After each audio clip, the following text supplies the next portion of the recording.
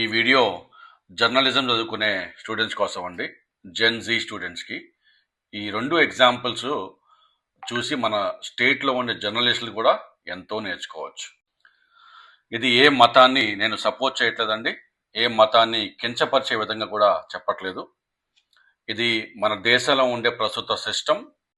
ఇది రాబోయే తరంలో జర్నలిస్టులకి ఉపయోగపడుతుందని మాత్రమే ఇది చెప్తా ఉన్నాను. ఇది చూడండి, ఇది డివై చంద్రచూడ్ అంటే మన supreme court ex chief justice of India. ఆయన శ్రీనివాసన్ జైన్ అనే ఒక జర్నలిస్ట్కి ఇచ్చిన ఇంటర్వ్యూ. ఈ ఇంటర్వ్యూలో శ్రీనివాస్ జైన్ అనే ఈ జర్నలిస్టు మన ఎక్స్ సుప్రీంకోర్టు జస్టిస్ని ఎలాగ కౌంటర్ క్వశ్చన్స్తో నవ్వుతూ చాలా కూల్గా వినయంగా తనకు కావాల్సిన సమాధానాన్ని రాబట్టాడో, అంటే the art of cross examination అంటారండి.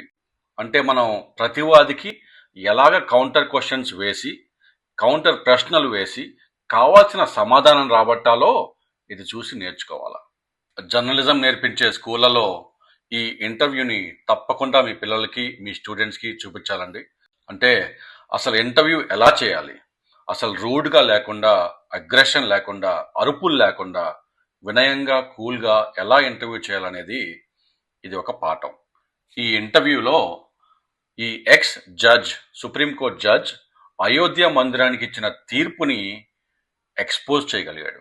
అంటే అయోధ్య మీద ఈ సుప్రీంకోర్టు జడ్జ్ ఇచ్చిన తీర్పు ఆ కోర్టుకి సమర్పించిన ఆధారాల మీద బేస్ చేసుకొని కాదు, ఆయన పర్సనల్ నమ్మకం, ఆయన పర్సనల్ ఫెయిత్ బేస్ చేసుకొని ఇచ్చిన తీర్పు అని చెప్పకనే చెప్పాడు.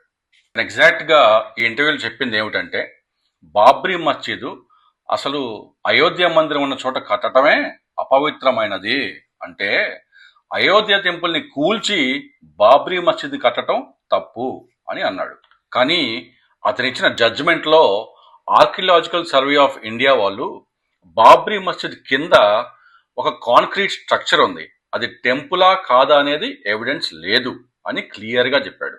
అంటే ఆ బాబ్రీ మస్జిద్ కట్టడానికే ఆ కింద ఉన్న స్ట్రక్చర్ని కూల్చారని చెప్పడానికి ఎవిడెన్స్ లేదు. ఆ స్ట్రక్చరు, ఆ బాబ్రీ మస్జిద్ కింద ఉన్న బిల్డింగ్ కానీ స్ట్రక్చర్ కానీ ఏదైనా కానీ కూలిపోవటానికి అనేక కారణాలు ఉండొచ్చు.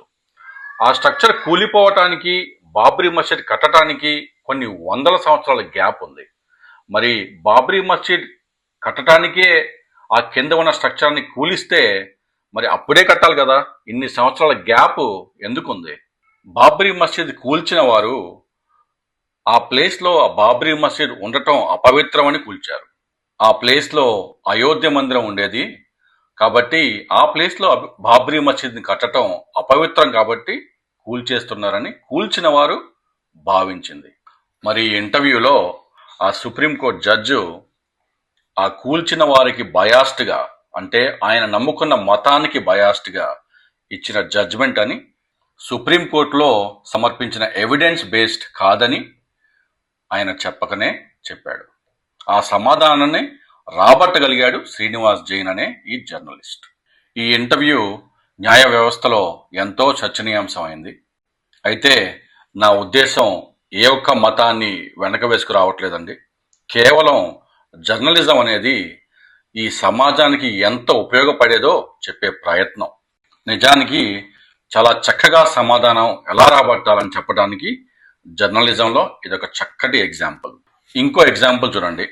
ఇది అనురాగ్ ద్వారి అని ఒక ఎన్డీటీవీ జర్నలిస్టు మధ్యప్రదేశ్లో ఉన్న ఒక బలమైన బీజేపీ నాయకుడిని అక్కడ ఉండే సొసైటీలో జరిగిన ఒక నిజమైన ఇష్యూ, ప్రజల ఇష్యూ మీద మాట్లాడటానికి వెళ్ళి ఆయన ఒక ప్రశ్న అడిగాడు.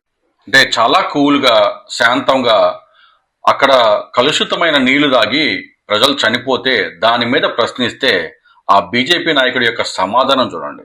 बहुत सारे लोगों को अभी तक जो रिफंड की बात कही गई थी वो भी नहीं मिला कैलाश जी, और पीने के पानी की ठीक से व्यवस्था। छोड़ो यार, तुम फोकट प्रश्न मत पूछो। नहीं फोकट नहीं, ये तो मैं तो वहाँ होकर आया हूँ। क्या क्या क्या ఇంత కూల్గా ఆ జర్నలిస్ట్ అడిగిన ప్రశ్నకు ఇలా రియాక్ట్ అవ్వాల్సిన పని ఆ మంత్రికి లేనే లేదు.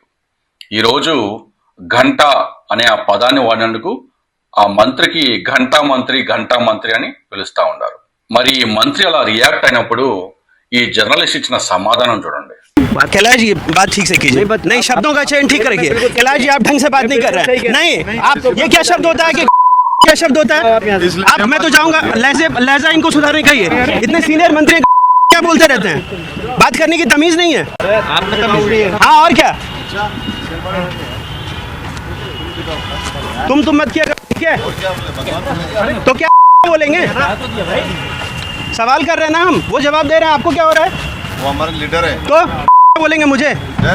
वो हमारे लीडर तो क्या करेंगे? हमारे 10 लोग मर गए, हम पूछा नहीं सवाल। कुछ भी बोलोगे कि हमारे क्या लीडर पूछा है? बोले हमने गाली दी है क्या? जाओ अपना काम करो।